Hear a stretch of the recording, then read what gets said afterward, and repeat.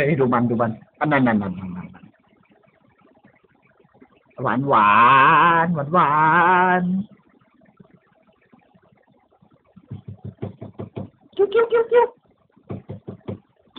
กิ้วเอามาให้น้องอินดูหน่อยเร็ว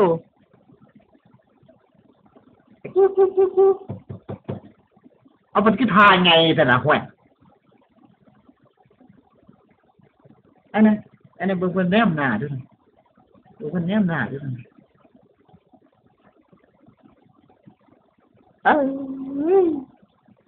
เอามาให้น้องอินดูหน่อยเร็วมาให้น้องอินดูหน่อยเร็วจะ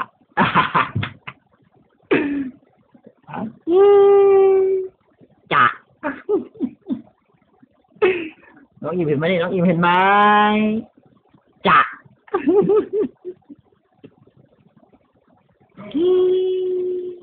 อยู่ข้างในวะ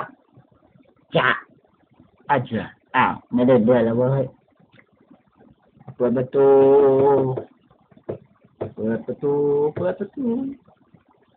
เอามาที่ละอันนั้นเอามาละว้าย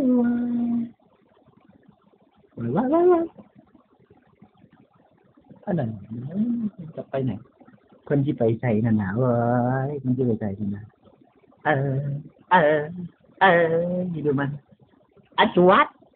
ไปแล้วเข้าไปอยู่ในนั้นแล้วเตะปากบัวน้องอีมเห็นไหมเห็นกระต่ายไหมกระต่ายแต่เพื่อนโอ้ยไปเข้าไปเล่นละครด้วยกันคักเนาะเพื่อนยิ่งเลิศเช็ดยินได้ย่าซองบ่ตายชัดๆนี่แหละเป็นเฮ็ดยังอยู่เลย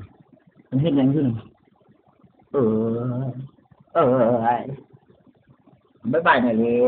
วเอาบ๊ายบายหน่อยเร็วเฮ้ย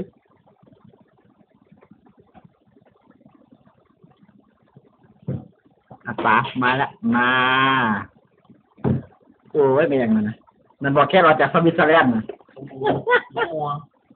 ผมมัวเอามาเราสักทีนะครับ